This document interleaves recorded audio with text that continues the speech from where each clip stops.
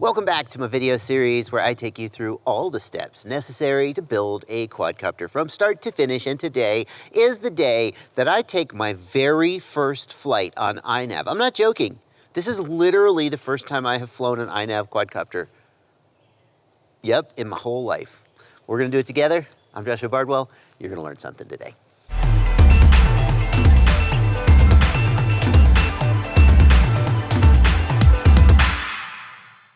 Now the battery that I'm using here is a 4-cell 1500 milliamp hour battery, and this is actually not like the battery that this quadcopter was designed to use, but I actually think you might consider getting a battery kind of like this. Let me tell you why. These motors are, you can see it right there, 1850 kV. And the kV rating of a motor, it's kind of like gearing in a car or a bicycle. The lower the kV, the lower the RPMs that the motor will make. But the kV is multiplied by the battery voltage to get the RPMs. So an 1850 kV motor is really ideal for a 6-cell battery. That's going to have a higher voltage, around 25 volts, as opposed to this battery, which is going to have a voltage around 15 or 16 volts. But if you take an 1850 kV motor that will just give you rip-snorting performance on a 6-cell battery, and then you use a lower voltage battery, you get less thrust and less power and longer flight times. And it's easier to control. Especially if this is your first build, you should really think about getting a 4-cell, maybe 1500 milliamp hour, maybe a little bigger. A 6-inch prop like this can, and especially on lower kV motors, can handle a little bit more weight. Maybe you could go even up to an 1800 milliamp hour size pack, a little bit larger pack. It's going to give you longer flight times. It'll be a little heavier and a little less agile. But I actually think this would be fine, especially if this is your first quadcopter, because you don't want to give a Corvette to a 16-year-old. He's just going to put it in a ditch. The ideal battery, in my opinion, for this is actually a 5-cell battery, maybe around 1500 or 1200 milliamp hours, because the larger 6-inch props are going to load the motor more. On a 5-inch prop, 1850 kV on a 6-cell battery is perfect. On a 6-inch prop, you could still run a 6-cell battery. It's just going to, you're going to get a lot of power and a lot of speed and maybe a little bit shorter flights. So I think for a beginner, 4-cell, 1500 to 1800 milliamp hour battery. For a typical pilot, 5-cell. The problem is there just aren't that many 5-cell batteries to buy. They're just not that many. They're just not that popular. So 5-cell, maybe 1200 to 1500 milliamp hour. And for someone who wants a lot of performance, a 6-cell, maybe 1250 milliamp hour to maybe a little bit more than maybe 1500 milliamp hour, depending. The upper end of those battery sizes are heavier batteries for longer range cruising. The lower end of those milliamp hours are lighter batteries for performance and speed. I'm still going to use my smoke stopper. So this is 4S, and we are in the off position. And why are we using a smoke stopper? Didn't we check it before? Yeah, what if something went wrong? Okay, and okay, so now the quadcopter is powered up. No smoke, no defaults. Okay, I'm going to go ahead and unplug, and now I'm going to get rid of the smoke stopper box because we need to spin the motors. I just wanted to check that everything was okay. We need to spin the motors. Okay. Now, what I'm going to do is I'm going to arm the quad. And when I arm the quad, the motors will begin spinning. Okay? The next thing I'm going to do is I'm going to turn off the transmitter.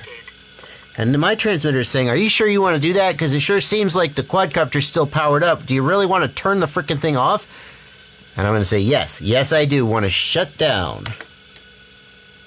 And that is what should happen. And this, it's beeping at me now. What we just did there is a fail-safe test. You should do this test on every single build that you do. Take your props off, arm the quad, turn your transmitter off, the motors must stop. And that means that if you're flying the quadcopter and you fly out of range, the quad will not fly off to the land of Neverland where all the lost quadcopters go to live with Peter Pan. It will crash and you'll be able to get it back. If you fail to set failsafe correctly, the quad will fly away. And you should never have, you hear all these stories of people, I built my first quadcopter and it flew away. That's your fault because you didn't know to test failsafe before you flew. Always test failsafe before you fly. All right, what else?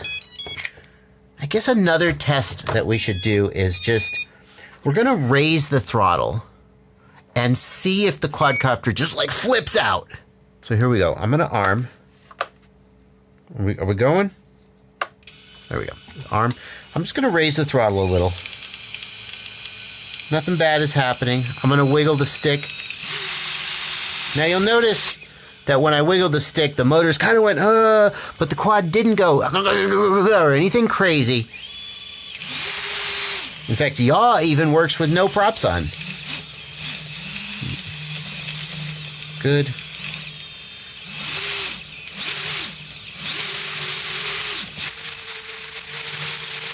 Now, at this point, the motors are starting to spin.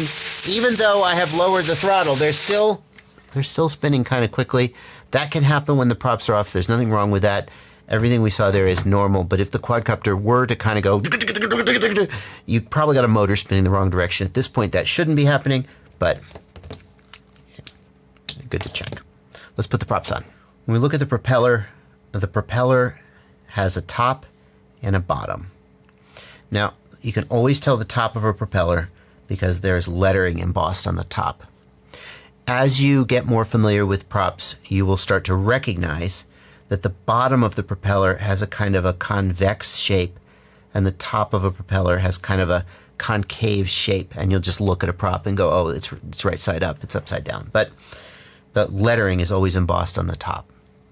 The propeller has a leading edge and a trailing edge. The leading edge is high and the trailing edge is low. And if you think about it, that's because as the propeller spins, like so, it is pushing air downwards. It's going to spin toward the leading edge, the trailing edge. Okay, so when you look at a propeller, turn it top up, and then identify the high leading edge, and that is the direction that the propeller will spin. Always toward the high leading edge. Now here on the quadcopter, we have the props set up, we have the motors set up in what's called props in, or standard motor rotation direction. And what that means is that the motors are going to rotate towards the center line of the quad. Another way to think of it is, are you hugging or are you swimming? Props in, hugging. Props out, swimming. We are hugging. The quadcopter is going to hug with the props. And that means that when we identify the leading edge of this prop is here, that means that this prop must go on this motor because it's the leading edge moves forward. This motor is hugging inward. This prop is going to go like that. And we're going to do that for all four. So this prop, first we'll identify the top versus the bottom. No lettering on the bottom. Top. Identify the high leading edge. And we know this prop must spin counterclockwise. And so this prop can go on this motor. And as we look at this from the top down, we can see the high leading edge of the prop facing inward to hug toward the center line. Okay? And then we can put these screws back on.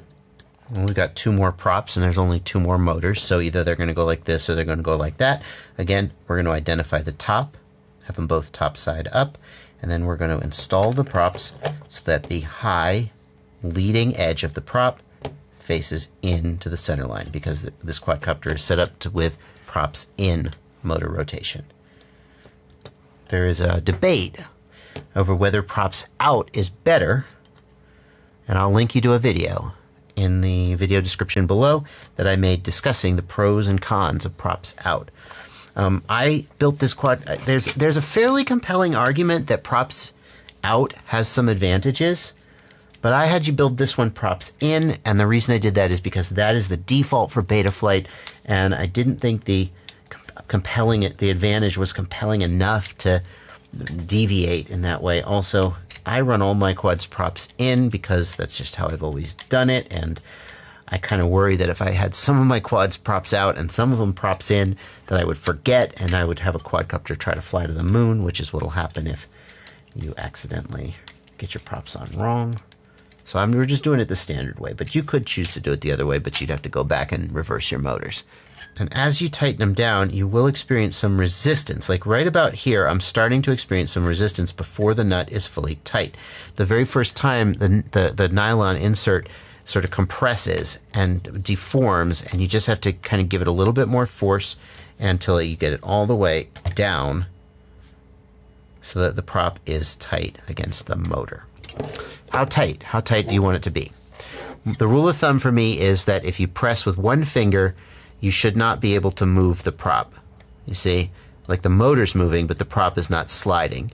It needs to be snug, but it doesn't need to be because it's a freaking, if you do it too tight, the hub can shatter. You could damage the motor bell or the shaft. It just needs to be tight enough that, like, you can see I'm, got a little indentation there, right? It's not going anywhere, but that's about how tight it needs to be. It doesn't need to be any tighter than that. And now we install the battery, which you think is like, how hard is that? But there's some thought that goes into it. So when I install the battery, first of all, I want to show you a trick that I use, which is I have rubber bands on my batteries. And the problem that solves is twofold. Number one, this balance lead flops around and gets caught up in the props. This is less of an issue with an undermounted battery because the props are well away from. With a top-mounted battery, it's really easy for this balance lead to get into the props. But even with an undermounted battery, it can snag on things as you fly. So I always like to take a rubber band and just put it like so, and that keeps the balance lead up out of the way. There are many different ways to solve this problem. This is just how I've solved it. Also, this tells you that the battery's fully charged, and then when I fly it, I just take it off and I put it like that, and that tells me the battery's discharged. It makes it really easy for me to know which of my batteries are. So I take it off the charger, I go like this. Now it's fully charged. I fly it, take the battery, I'll put it that way. No, it's empty. Okay.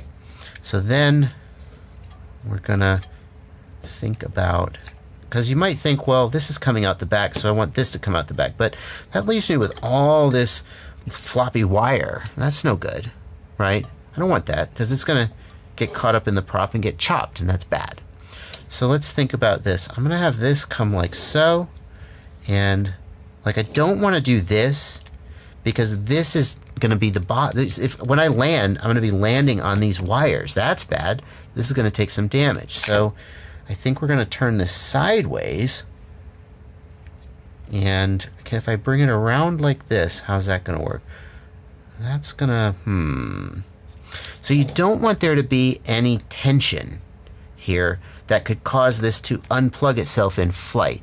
You want it to be taut, but not tight, so it pulls loose. So I'm going to just turn this around like so, and that's how I think I'm going to do the battery. Take the battery strap, good and snug, like so. For the record, I don't know if I showed you this, but the battery strap goes underneath, it goes in between the X plate and the bottom plate. It doesn't go up here underneath the ESC. It goes like that, see? Notice how the grip is keeping these screw heads from digging into the battery as well. If we land hard or something, maybe we'll take a hit, but overall it's keeping them from digging in, and that's good. So then we're going to go like this, and we're going to plug this in. I'm not going to plug it in right now because my props are on, I'm indoor. This is not really a safe place to plug in, but that's how we would do it. One final thing I might consider is actually putting this underneath the battery strap, and that will keep it a little bit more contained. I don't think that's necessary here because, like in this case, what's activity alarm? I thought for a minute I plugged the battery in. I was like, oh, I didn't mean to do that. Made me jump. That's gonna be fine. Is that gonna can that still get up into the prop? I guess it could. So if we just take and we pass this like so, now that's good. See, because now we could plug in and this can't go anywhere. because this is restrained. I like that. I like that a lot. So we just like that and like that. That's pretty good. That's probably what I would do. So we're going to set it up like that. When we're ready to fly, we'll plug it in, we'll set it down, we'll go fly, we'll have a good time.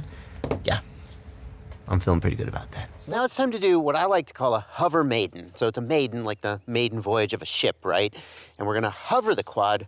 We're just going to verify that it kind of takes off and hovers. We're not going to, and then we're going to rip it, okay? So first thing we're going to do, I'm going to turn on the radio, and I'm going to put the switch in the disarm position. The radio should warn, don't worry about that. The radio will warn me if any of the controls are not in the right position. We set that up earlier. Disarm position, and I'm just going to raise the throttle. That's going to feel weird if you have any experience with fixed wings, because you always make sure the throttle is down for safety before plugging in. But we have a flight controller, and it's not going to let us arm if the throttle is up. And so putting the throttle up and the switch in the disarm position is the safest thing to do. Then I'm going to set the controller down to the side. I like to keep my controller with me, because I don't want some dumbass to pick it up and start fiddling with it. Who would do that? I don't know, but I like to always be able to see it. But I don't like to have it dangling around my neck where it could get joggled or jostled.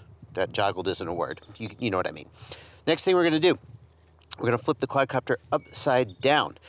We want to spend as little time as possible with our hands in the props while the quad is powered up. So if I were to just reach in here like that and try to plug it in, my hands are in the props. I don't want that. So since this is a bottom mount battery, the easiest thing to do is just flip it upside down, and the safest thing to do. And we'll go ahead and plug it in. Okay, now, since this is a brand new build, maybe I'm not quite certain about it, we're just gonna give it a second to see if it does anything crazy. If it does, thank goodness it's upside down. Hopefully it won't.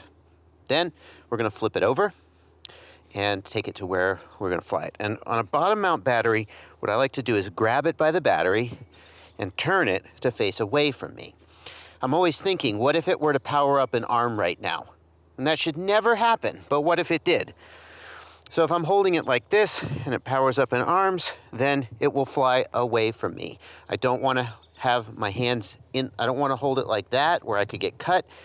And you know, if I were in a location with other people, perhaps I wouldn't want to point it at them either. But I definitely don't want to tilt it back and aim it at my face. In order to set it down to fly, I'm going to need to transition off the bottom grip. And I'm going to do that maybe just by holding onto this GoPro. Again, if it were to power up here, I'm holding it securely and it probably wouldn't go anywhere. But this is obviously much more risky than this, right? So I'm going to set it down, get my transmitter, and I'm going to step back. And while it is sitting there saying waiting for GPS fix and so forth, remember I promised you that we were going to have to redo the compass calibration. So let's take care of that here real quick. I'm going to just look at that blinking light. I'm going to input the stick command. Wait for the blinking light to start flashing rapidly, and do-do-do, do-do-do, do-do-do-do-do-do-do, doodle-do, doodle-do, 30 seconds later, gonna calibrate her. Then we're gonna fly it. I hope nobody dies. Huh! Okay. Props are on correctly. Okay, good. Compass is calibrated. Waiting for GPS fix. We're gonna wait for the GPS. Now, if you've never flown a GPS quad before, you may not know, but the very first time you power up the GPS in a new location, it takes longer to get a fix. It may take 2, 3, or maybe even 10 minutes in some cases. I don't usually have it take that long, but on paper it can. Once it has a fix, it stores certain information about its geographical location, and it can get a fix much faster the second time. However, in order to try to get some high-def recording, I actually have a GoPro session kind of covering the antenna just a little bit. And if that turns out to, I don't think it should prevent it from getting a GPS fix, but if that starts to cause us issues, I may take the GoPro off. Let's give it a few minutes and we'll see what happens. Well, just a minute and a half or so later, we got up to 6, 7, 8 satellites, but then it went back down to 7, and Normally, I would expect to see about 11 to 14 satellites. The absolute minimum that you want is about 6 to 8. Betaflight defaults to 8. iNav, I think, defaults to 6. Lower than that, and your positional accuracy is not high enough. 6, 8. It's just bouncing between 6 and 8. I'm going to bet you if I take this GoPro off the top that it will go up. And I don't think I'm going to take any chances on my very first flight on doing something, you know, weird. So now we got a solid 8. 10. Okay, that's better. All right, well, now we're up to 10 sats, and that's close to where I want to be. So I guess we're not going to be able to have high def. We're just going to have to rely on the DVR. That's life. All right, here we go. Throttle is low. We're in acro mode. Here we go. We're just going to arm. What's going on? Why are my stick is not having, oh, because I haven't raised the throttle. Wow. So I'm moving my stick around. I'll disarm. So the normal thing that I do, and you would have seen this in that Betaflight video, is before I lift the throttle and take off, I move the stick around and just rock the quad to see that it's moving correctly, that I got my props on right and so forth. That's not working with iNav, and I guess it's because even with air, I have air mode enabled, but they still don't let you fly the quad until you raise the throttle. That's my guess. Let's arm and try that one more time. So now I'm gonna raise the throttle slightly. Oh, we're in the air. We're in the air so aggressively because of that 15% throttle limit or idle speed. That 15% idle speed that I said normally would be around 5%. It means that, like, as soon as you touch the throttle, you're in the air and flying. But the good news is my props are on correctly. Everything seems fine. And we're tooling around. And I'm kind of tempted to do some acro BS. So let's.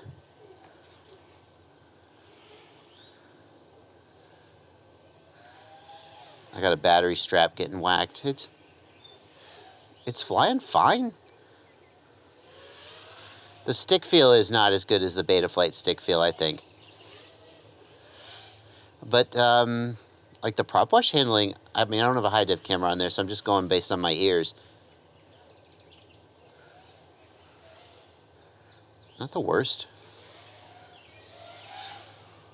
Of course, with a, you know, come to think of it, with an idle speed of 15%, that may be why the prop wash handling is improved, because the higher the idle speed, look how, when I lower the throttle all the way, you can see the throttle in the upper left corner with a little squiggly symbol next to it. 0 throttle. Look how slowly we descend. The props are so fast.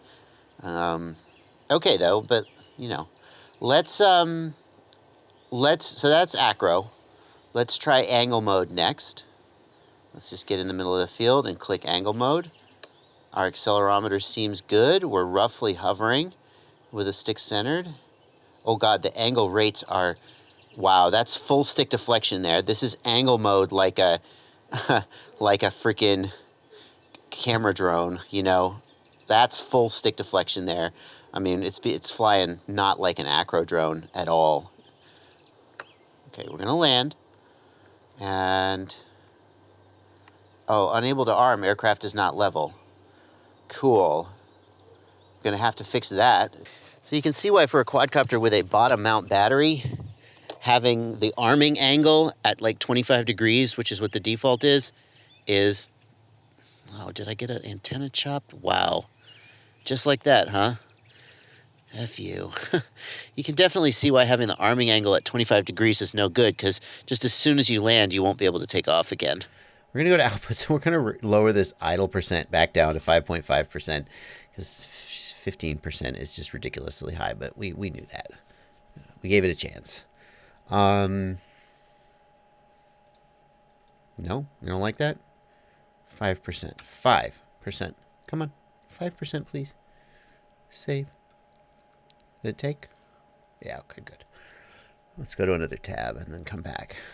Just double check. Yeah, it's saved. Okay. I want to go to the configuration tab. And where is the arm angle? Oh, it's in the CLI. Interesting. It's not in the GUI. All right, fine. Set small underscore angle equals 180. This disables the arming angle so that you can arm even when the quadcopter is not flat and level. This is removing one of the things that prevents you from arming when you didn't mean to. So So take other safety precautions like raising the throttle when the quad is disarmed in order to prevent yourself from accidentally arming. Okay, here we go. Check the direction. Home arrow is now pointing back at the takeoff point. It is. Okay, now let's position hold. Ready? Hands off the sticks. Oh, we're descending. Let's climb a little. So, why are you not climbing? Why are you landing? I'm at full throttle right now. There we go. I was at full throttle there. The PID controller is having a little trouble figuring out what I want to do. But hands are off the sticks. Let me rotate to face something so we can see if I'm climbing. I am climbing. Okay. Why am I not descending? It's a little slow to respond. We're drifting a little. Well, where are we drifting to? I can't tell. That's pretty good though. We're holding. Here we go. So a little tricky to find the midpoint on the throttle so it knows I want it to hold altitude. It's climbing. Why is it climbing? Okay, back to acro. Okay, that was a little exciting. First it just descended fully, and then yeah, so the way position hold is supposed to work is it holds altitude when the throttle is middle. Like throttle right now is at 26%, see? So that would cause it to descend. Maybe that's what happened. So I should watch my throttle in the upper left. Let's try it again and go to 50% throttle, so it should hold altitude right at 50% throttle. No, see, it's descending. What is it doing? Now it's climbing. It seems a little confused about its altitude. There we go. Why is it descending? Okay. Well, position hold seems to have a little work to do. Dare we attempt to return to home? I'm a little terrified to do that, but maybe we should attempt to return to home in like a big open field for the first time and not here. It's not doing such a good job with its altitude. It seemed to be holding position pretty good, just not so much with the altitude. Flies pretty good in acro mode. All right, let's do it. Let's see what it does. Is it just going to go into a tree? Oh, it's climbing. Oh, boy. En route to home. Distance home. I'm terrified. Oh, it was doing pretty good. It was doing, I mean, I pulled it out just in case it landed in a tree, but it was doing pretty good. Let's try it again, one more time. Before you activate return to home, always check your direction home arrow. En route to home, what are you doing? What are you doing? Why are you descending? Okay, it has a problem with altitude control. I don't know what the problem is, but we'll have to figure that out. Flies pretty nice for acro though, honestly.